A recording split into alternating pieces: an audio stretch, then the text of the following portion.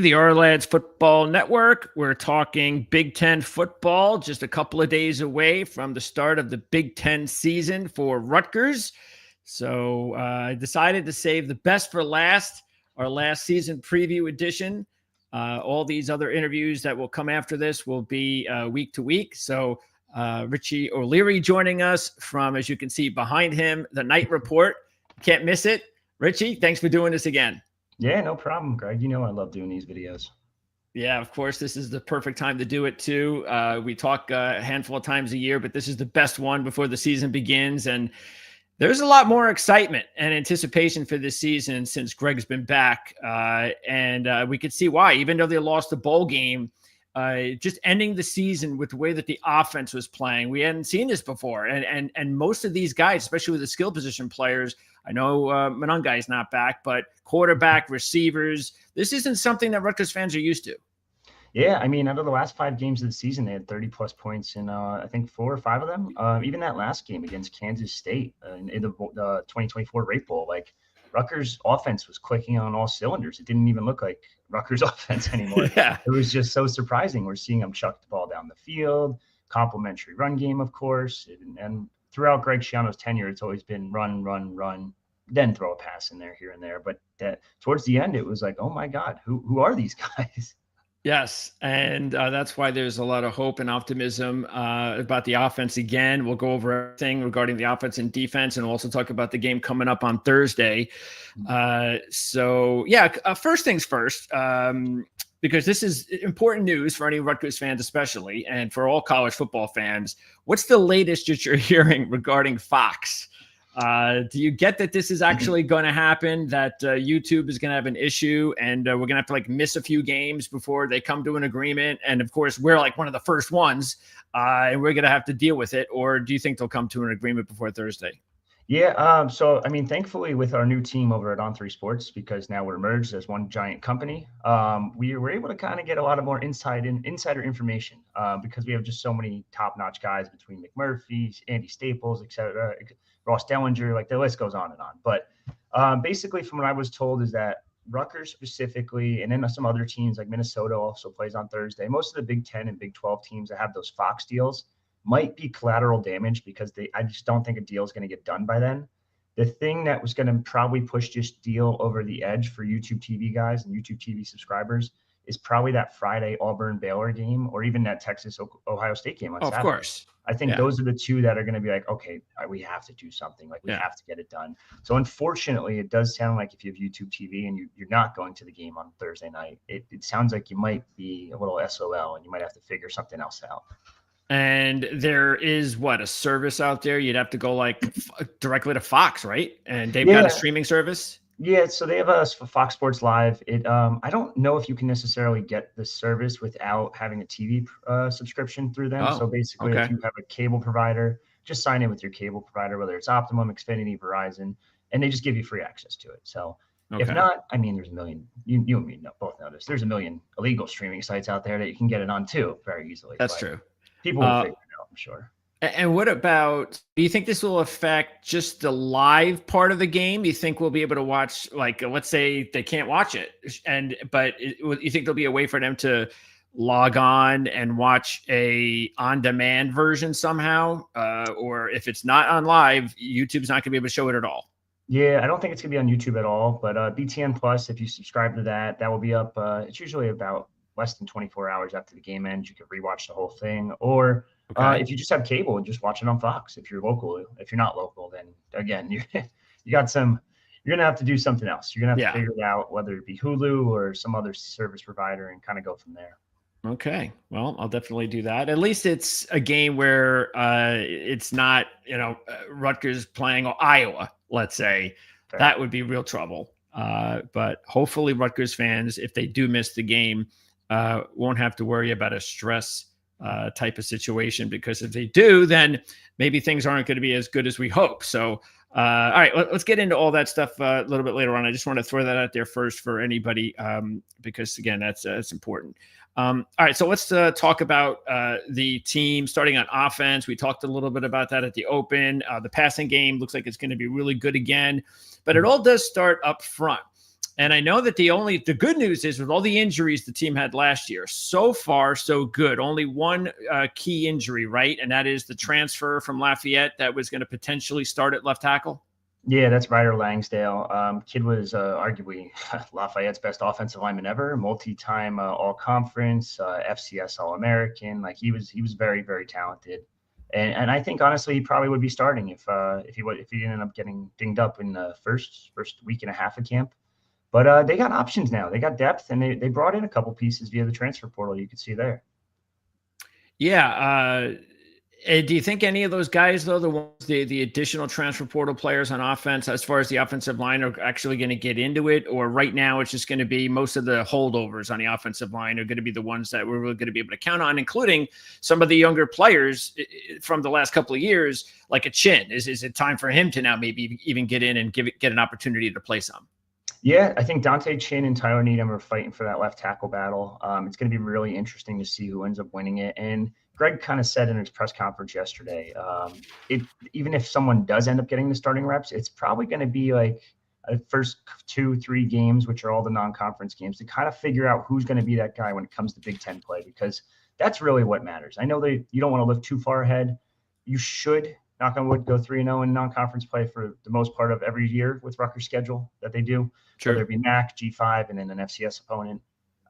So you should go undefeated and then as long as you figure it out by game 4 when Big Ten play starts, that's all that really matters. But between Dante Chin and Tyler Needham, I think that's the big question mark right now for the line. But the rest, there's a bunch of starters returning, a lot of depth behind them, experience depth on top of it.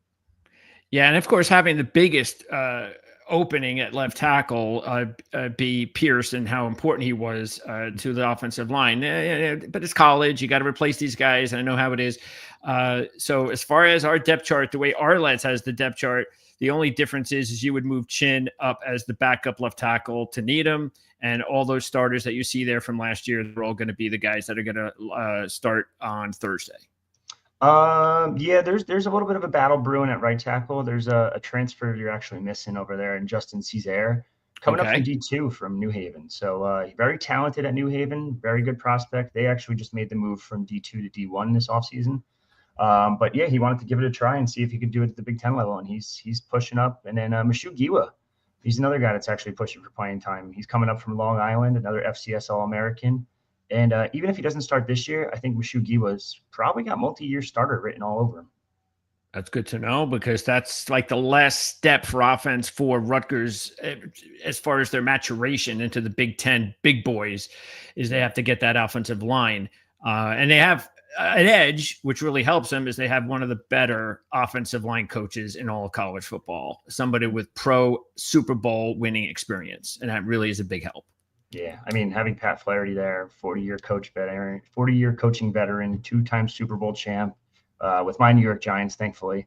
Yeah, I mean, they are just very grateful for him. And on top of it, he's actually a pretty good recruiter too. Like he's out to prove that he's not just the old man that's just sitting behind a desk and coaching, but he's also out on the trail, going in Greg Schiano's helicopter, going to Pennsylvania, New Jersey, etc., trying to get these kids to commit. Does he wear those 2 Super Bowl rings with him, I guess, when he goes? Yeah, of course. He's got to. You should see how many kids talk about just trying them on when they go on visits and stuff. And I mean, how do you not flaunt it, especially when it's a local team? That's right. All right, so let's talk about running back. I mentioned Monangai, of course, is no longer here. And you've got a couple of guys that we are familiar with last year in Benjamin and Raymond. But one of the key offensive transfers that they added is CJ Campbell at running back. So you think this is going to be sort of like what we were just saying in offensive line? You see the same thing is going to happen with Benjamin, Raymond, and Campbell for the first 3 games, or do you expect that's going to be the whole season between the 3 of them? And maybe even Sam Brown too. Sam Brown's probably going to redshirt if I had to guess. He is. He's out. He's definitely okay. He'll get back eventually some games this season, and with that new redshirt rule, you can still appear in 4 plus a bowl game. So ideally, it's probably towards the latter half of the season, and then plus the bowl game, you can get more practices in for him. Just kind of get that leg back up to speed, because you saw it last year. That injury was brutal too. He tore, I don't even know how many muscles it was, but it wasn't good.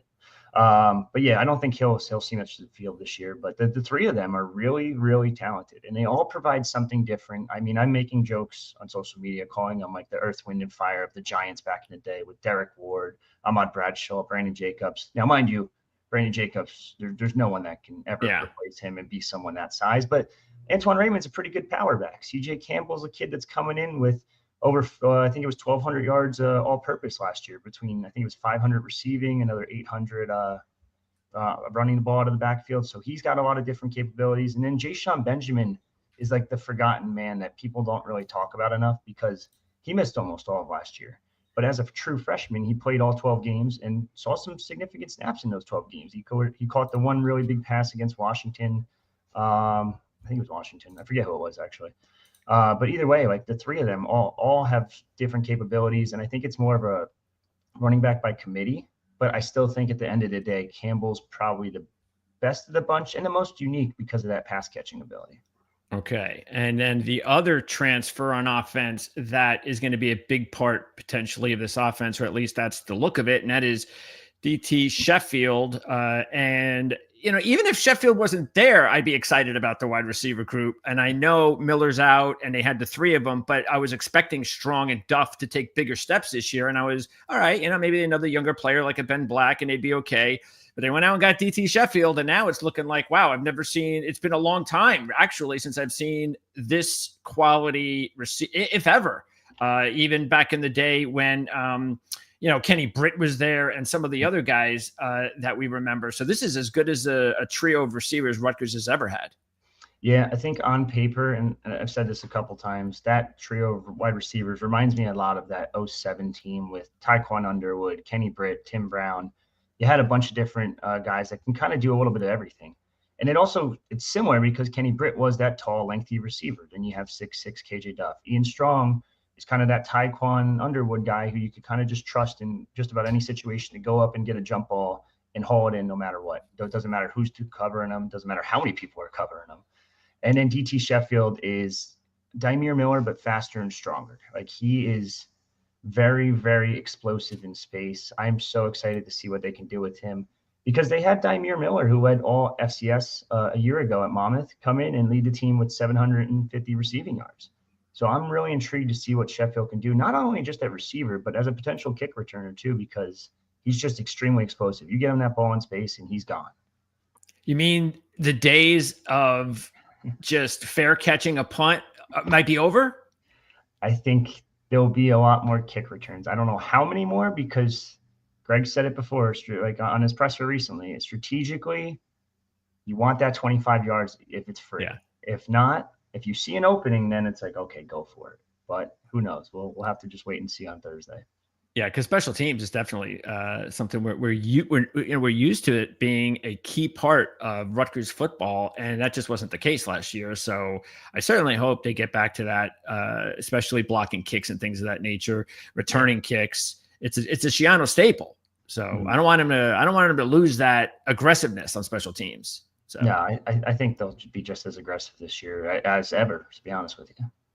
Okay, who should we be looking at after the top three at wide receiver? Who really sticks out? Ben Black is easily that fourth guy. I think he can kind of be slotted in either that X or that Z spot. The two true freshmen are really interesting in Jordan Houston and Vernon Allen. Vernon Allen had a huge spring game, has continued that through training camp. He's got really good hands. He's got able to create separation.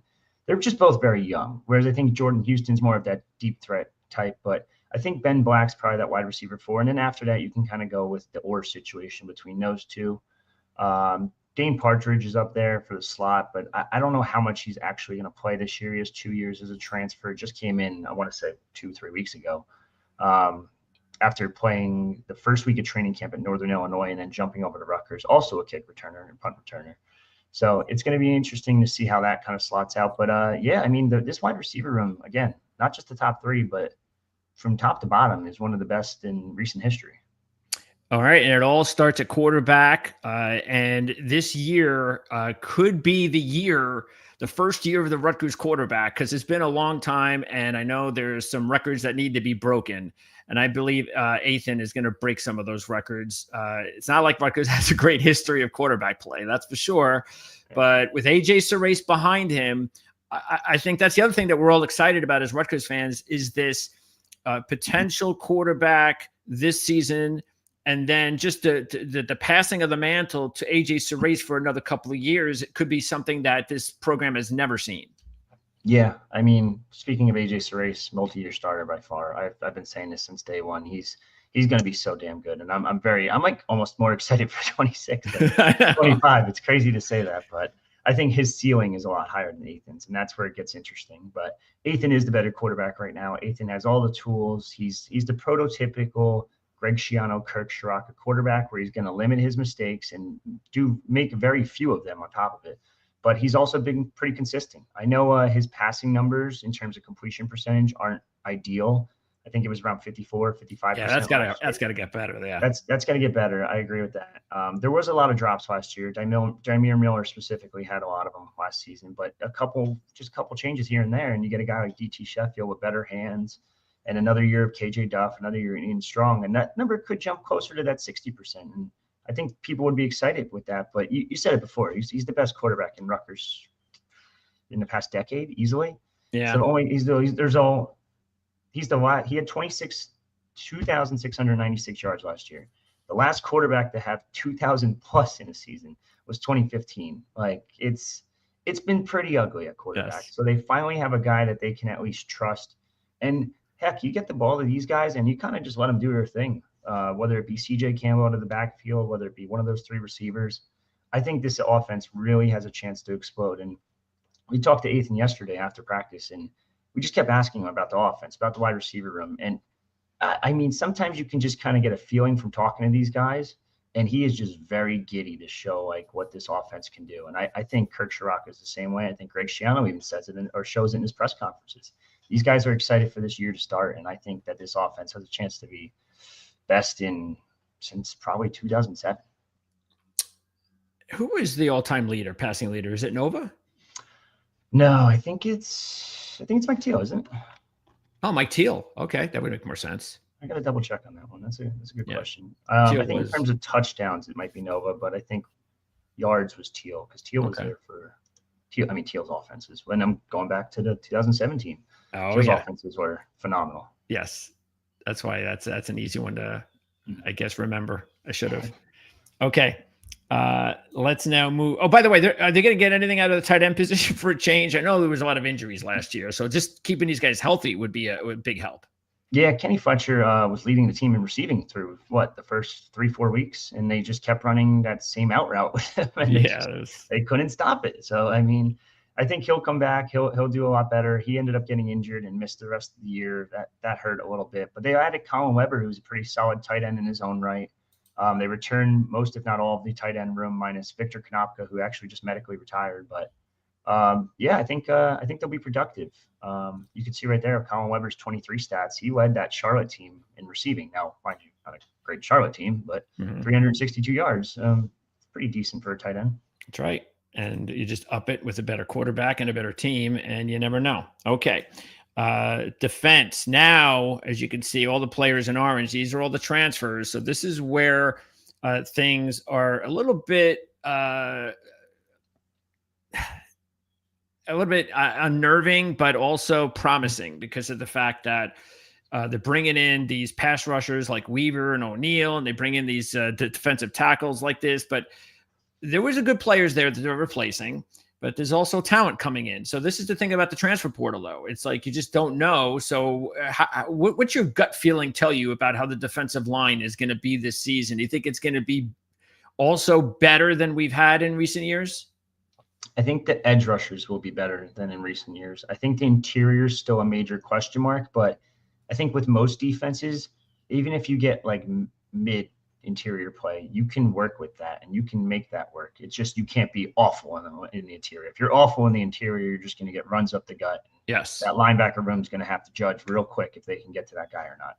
and take the correct angles on top of that, because we saw that last season, way too much of them taking the wrong angles or hitting the wrong gap, and then all of a sudden it turns from a 2-yard run to like a 7-8 yard run. But I think the interior is a little bit of a question mark. The edge rushers, though, I'm very high on Bradley Weaver and Eric O'Neill.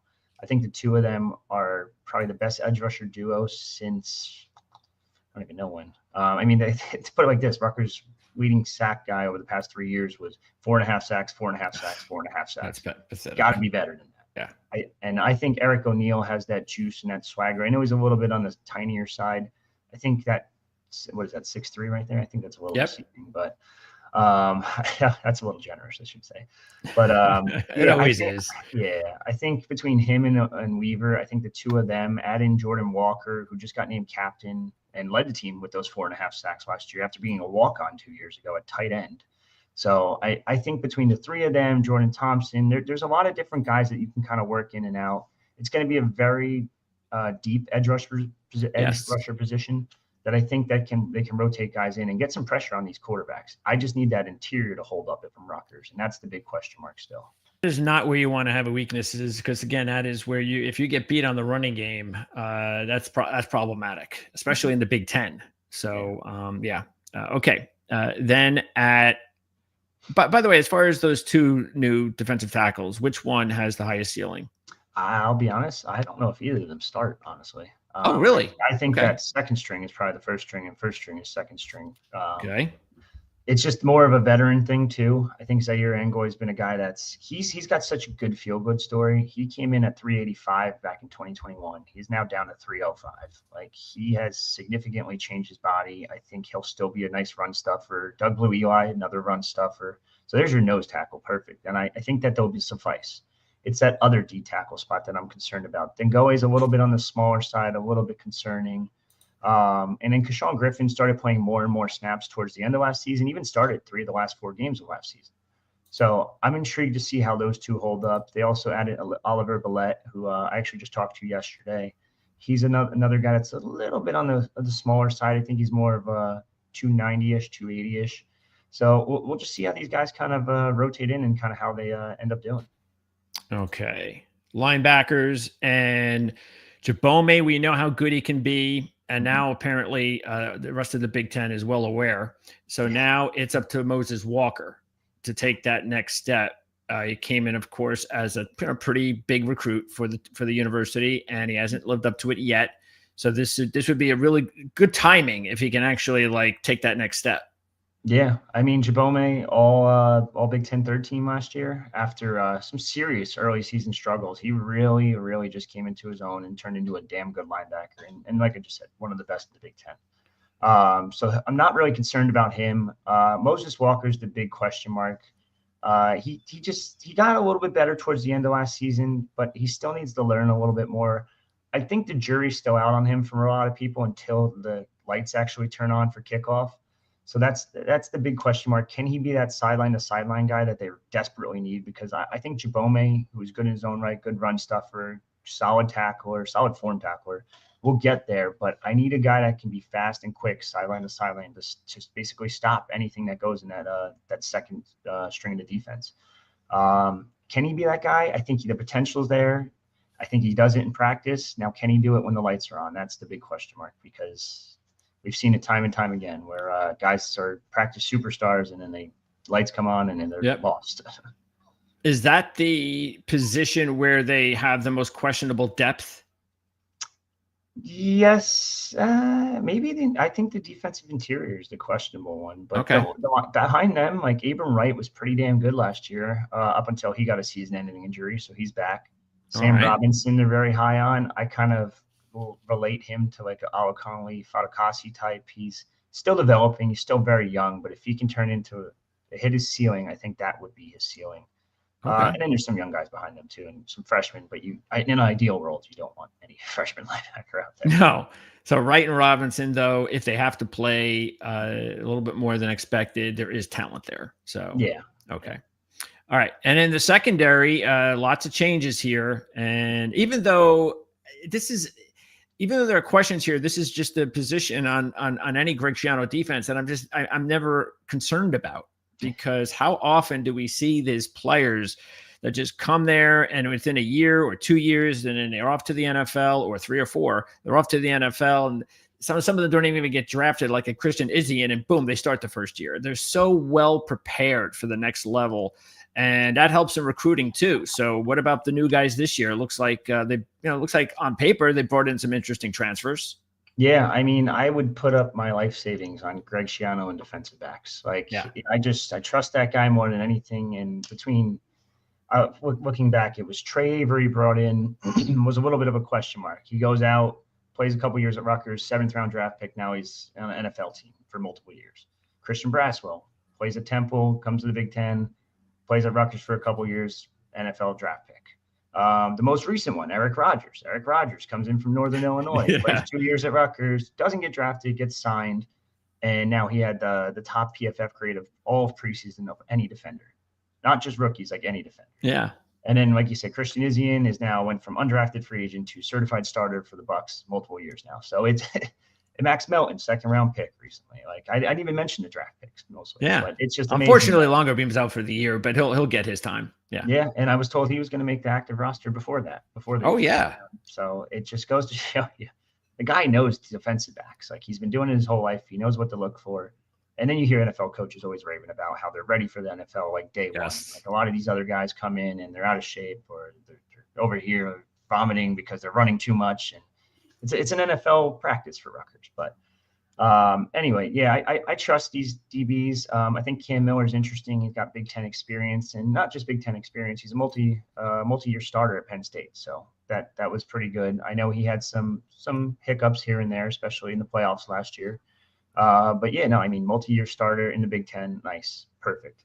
Jet Elad's a guy that they were fighting for throughout the court circuits to get him approved for this year. I think that's still going on technically, but it seems like that court case is just going to keep dragging. And hopefully it drags till January. I don't have to worry about it anymore. Yeah. But very talented kid, very talented safety. I'm intrigued to see how they do it this year a little bit too, because they're going from a 3 safety look to now a 2 safety look with 3 corners instead. So Bo Mascow's another one. And then he's been with the team for a couple years. He's been very good. I think he started a couple games late last season. And then the other spot is Al-Shadi Salam or Jacoby Henderson. They're kind of fighting for that spot at the moment. Okay. Well, we'll see. You can kind of even rotate these guys. I think Bo Mascow could even play some nickel. He has played some nickel, I shouldn't say he couldn't. Cam Miller's played some nickel at Penn State. Jacoby Henderson's played outside and nickel at where was he at? Ohio? No, I forget where it was at. Marshall. Marshall, yeah. Yeah. So these guys can all kind of rotate between the 3 corner spots. But if you're going to play 3 corners over 3 safeties, you better be damn good tacklers. And that's the main concern I kind of have there. But Kosh Sanders also returns. Didn't even talk about him. That's right. Solid freshman year for the 4-star. Multiple starts as a true freshman last year. And I think he had some issues last year, but I think that another year with the program, another year learning under Schiano and crew, that he's only going to get better. So we'll have to wait and see, but I'm not really concerned about the secondary, and I don't think I'll ever be concerned about under Greg. Who has the biggest upside between Sanders and Mascow? Sanders, right? It's an interesting one. I think Mascow has like Max Melton type potential, and he's so young still. Like, he has so much time to grow and turn into that really good cornerback. He's so athletic back there too. So like I said, like I don't even know technically if that would be the starting lineup. I don't even know what the starting lineup will be between the corners and safeties. Or I shouldn't say safeties. The safeties are pretty much locked in, but the corners, because there's just so many things you could do. You could put one in a nickel and shift this guy outside. This guy's getting a little tired. You could shift in Al-Shadi Salam. There's so many options there that it's really going to be interesting to see how they manage it. Who else besides Salam would be considered a good contributor in that secondary as far as the depth guys? I think Chris Joins is probably a little bit higher at safety. I think he'd be 2nd string safety. I think Claudius is right up there. Claudius is really interesting because he's a 6'4" corner, and it's just you don't really see. He might be 6'5" actually at this point, so you don't really see that too often. Zylan Williams is up there too. Michael Clayton, if any of the freshmen are going to play at corner, it's him. He's the most not NFL ready, NCAA ready, I guess. So he's got the body and the mold for it. So I think you'll see him out there quite a bit. Honestly, the entire secondary room, I think you could replace anyone with anyone. not be too concerned. Would you be a little concerned? Yes, of course, because you don't want to lose a Okay. starter. But I think that even the second unit is pretty solid. So the only guy that we don't have is there's Joins. Yeah, well, Oh, we do have him there. yeah, The you have him transfer. up there. Okay, Yeah, got yeah, him. from Okay. Mercer. So we'll see how he does too. I'm really intrigued to watch him. All right. And now let's move on to special teams we talked about. And Patel seems like he's been getting better and better. It's interesting watching him from his very first kick. It was more of, well, he's okay from, within 40, but you don't want to, we're not going to give him too many shots deep. And then all of a sudden, year two, is giving him more deeper opportunities, and he was hitting some of those. So there's an opportunity for him to put together even a better year. He seems like a pretty consistent kicker so far. Yeah, no, I mean, he's easily the best kicker, most consistent on the team. I don't think there's any question about it. And not really concerned. Like you said, from 40 in, it's like, all right, that man's probably going to hit it. I don't really have any issues sending him out there, even if it's a clutch situation, or even like they're trying to ice him. Like I still trust the guy. I think he's very consistent. Okay. Let's now, before we wrap, I want to talk about, before we get to the Ohio game, the 5.5 win total for Rutgers. Mm-hmm. This is, by the way, their ridiculous number because they're not winning the Big Ten. But still, for them to be this far down is just ridiculous to me. I don't care about this number. They're not winning the Big Ten. I just don't understand what they're doing down here. But anyway, their 5.5 win total is just all about the schedule. That is it. That's what we all understand. But still, I've said this repeatedly this offseason. The fact I believe, of years of experience, is if you have a good football team, it's not going to matter what the schedule is. You're going to win the games that you need to win to be a bowl team, say. So I'd be shocked if this team wasn't a bowl team.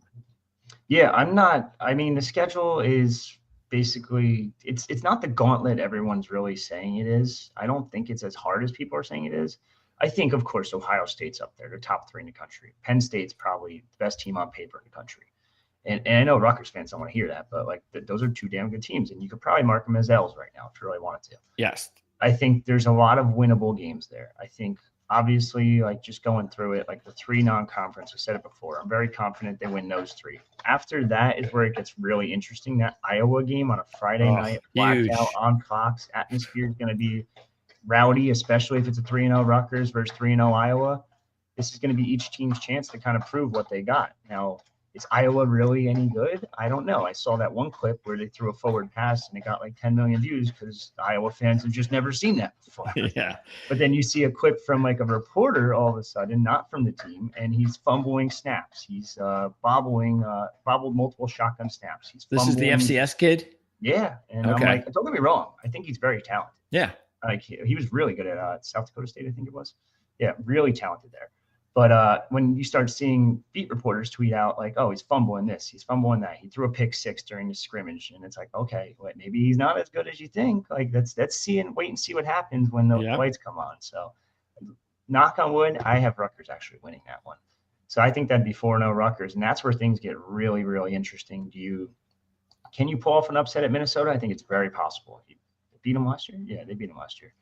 So I think it's very possible there. And then you beat Washington last year. I'm not saying you're going to win both those games. I'd probably go 1-1 in those games. Split's fine if you start 4-0. Yeah.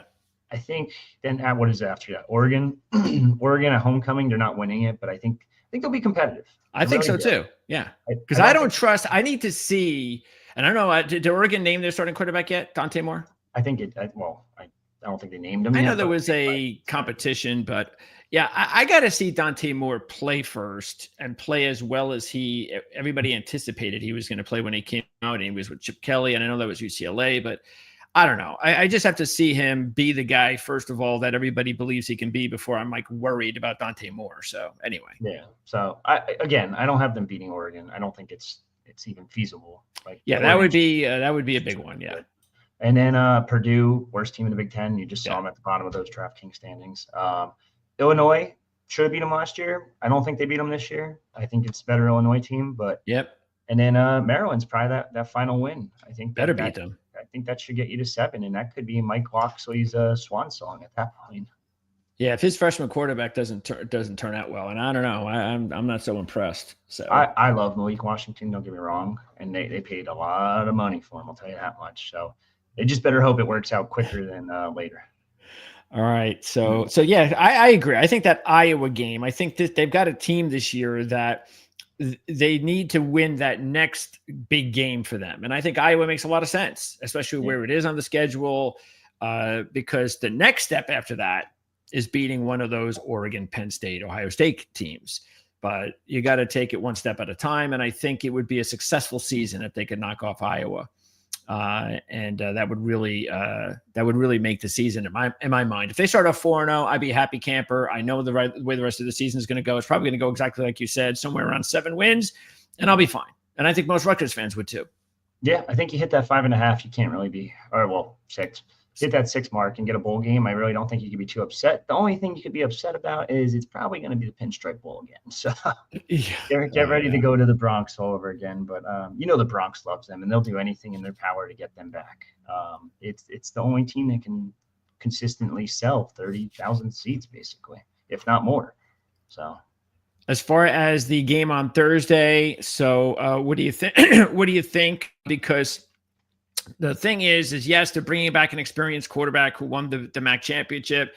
Got a couple other players, but they lost a lot. They lost their coach, a new coach, and this is the third one. And I always believe when you either your head coach or assistant coaching in the NFL college football, if they're really good and then you hand it off to another guy and they actually are really good too, by the time you get to the third guy, it's not happening. I'm sorry. I just don't think Ohio's all of a sudden going to pick things, especially in a non-conference slate.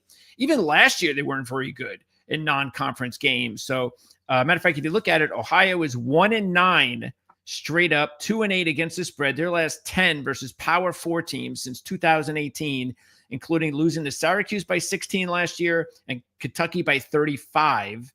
Meanwhile, Rutgers, as you were mentioning in those first 3 games, they're 12-0 straight up, 8-1 against the spread the last 4 years in the first 3 games of the season. Yeah, this is where it's really interesting because Ohio's coaching, well, their head coach, of course, left for Charlotte, Tim Albin. Now, he didn't bring anyone with him. Like, it's the OC is the guy that took over. He was interim and then took over as head coach. So, obviously, the OC returns. Their OC the year before Brian Smith got there was their OC, got demoted to quarterback's coach, and is now their OC again. So, it's kind of returning philosophy there. Yeah, and then their DC stayed on as well. Like, he didn't take anyone with him. So it's like very bizarre for me to see that, to ever see a coach not take his guys with him somewhere, especially when they'd probably getting paid more in Charlotte versus it is weird. Yeah. So very, very bizarre there. But I do think Parker Navarro is one of the best quarterbacks in Group of 5, like without a doubt. And Greg Schiano said it best yesterday. He said if the guy was 3 inches taller, he'd be at Notre Dame. He wouldn't be at Ohio. And he is that good. I think C. Bonagora, if I pronounced that correctly, he's a very interesting one because he had a 1,000-yard season in 2022, 1,000-yard season in 2023, goes to Minnesota, doesn't play at all, and then comes back to Ohio again. So now he's returning. I think he's pretty solid. Their receiving core is solid. Their entire defense has got obliterated. Their best edge rusher is now Rutgers' second best edge rusher, arguably. Their starting left tackle this year, Shedrick Rhodes, who was at Rutgers for a year and couldn't even crack the 2 deep. So I think Rutgers should line up and pretty easily just win this one. It could be ugly at first as teams are just trying to figure out who they have, especially with all these newcomers and transfers nowadays. And that dual threat quarterback always gives Greg Schiano's defense a little bit of fits early on.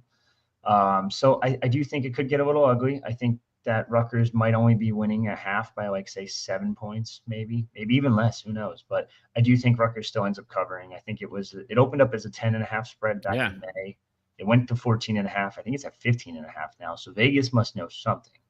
And I think Rutgers is going to come close to covering that one.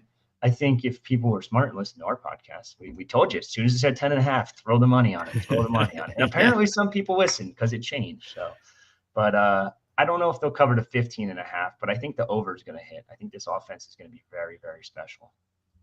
Yeah, I think it all depends on what the score is, what the game looks like. I'm not worried too much about the score unless, of course, there is a lot of ugliness in there. That's not what we want to see. I know it's the first game, and I'm willing to give them the benefit of the doubt. But like I said, I mean, just even looking at last year, there was a better Ohio team and they still couldn't cover the spread that Rutgers is giving them this year. So I think I mean, at least I am. I'm at the point now where it's like, yeah, I get it.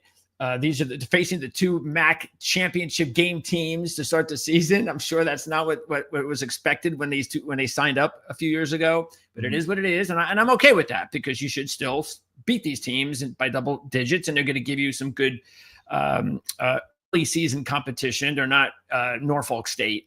But I as a fan, I don't know. I'm kind of getting a little bit spoiled in a way, I believe it or not, where it's like, yeah, by the end of this game, I want to just make sure that in the fourth quarter, game is over. Yeah. No worries. No, and I don't want it to be ugly for more than a quarter or two. No, I think you'll get that. I think this offense is going to show off some things, not show off too much, because you don't want to give away like any trade secrets to Iowa down the road, or heck, even Miami, Ohio finished second in the MAC last year. So they're not a pushover either.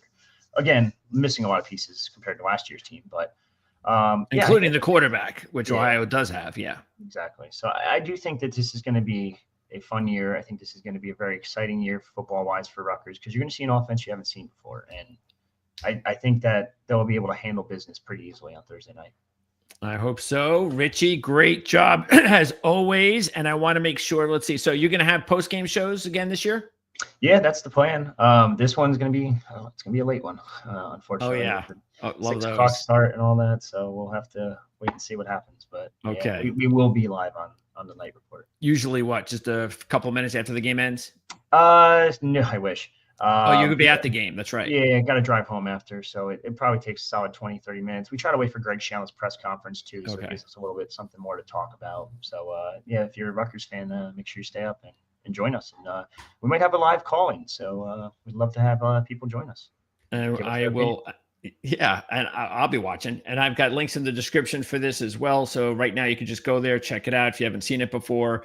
And this way you can follow Rutgers football all season long with Richie and the boys there at the Night Report. Rich, again, thanks a lot. And I look forward to talking to you during the season. Who knows? If they start 3-0, maybe we'll get a chance to talk for a few minutes before the Iowa game or something like that. And if it's a really good season, maybe even more down the road. So I appreciate your time as always. Yeah, I'm always around and always down to talk some Rutgers football. But thanks, Greg. You got it. Thanks, Rich. All right, that's Richie O'Leary once again with the Night Report, joining us here for our final college football. Oh, there I go out of focus again. For our final college football season preview right here on Proline TV on the Arledge Football Network. And we are going to talk some NFL a little bit later on with the Arizona Cardinals. So if you're an Arizona Cardinal fan or just an NFL fan, you want to find out what's going on in the NFL with every team, check out all the interviews we have here in this section, of course, for NFL. You can check out all of our college football interviews in our college football section. Big Ten interviews. We've had Oregon, Michigan, Ohio State, Penn State. We are going to interview Tom Kakert, who covers Iowa, the Hawkeye Report, the week of the Iowa State game. That's next week. So that'll give us a good idea of, talking a little bit about, obviously, Iowa State.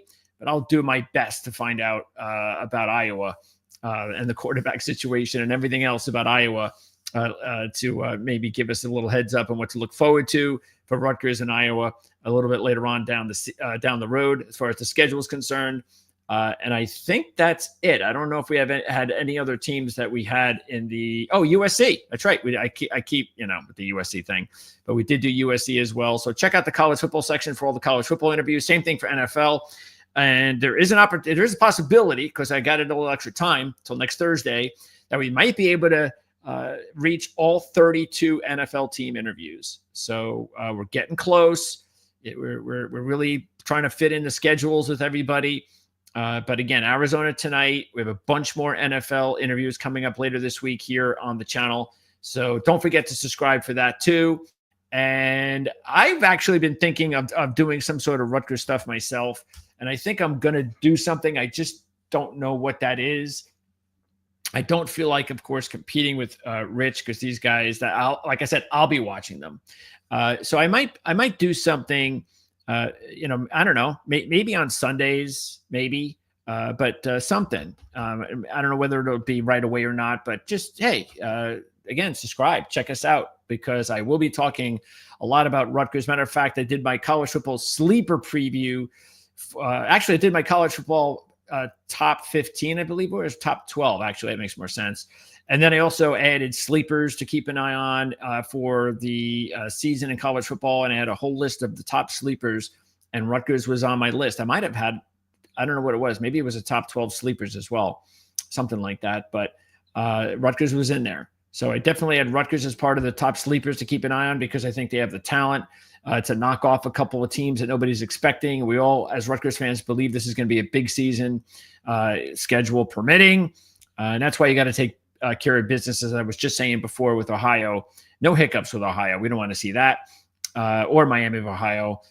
So hopefully they'll be 3-0 going into Iowa, and then we'll go from there. But again, I'll do some Rutgers talk this season on my own, not always having to bother Richie, but Richie will be joining me definitely a couple more times. And if it's a really big season, trust me, I'll be grabbing Richie as much as I can. So that is going to wrap it up. I'll see you again here later on with our Arizona interview later tonight, just for you football fans. And then if you are just a ProLine viewer, NASCAR talk at 4:00. We'll have a little bit of a playoff preview there, as well as a look at Darlington, the race that kicks off the playoffs on Sunday. So for Richie O'Leary, I'm Greg Yama. Thanks for tuning in.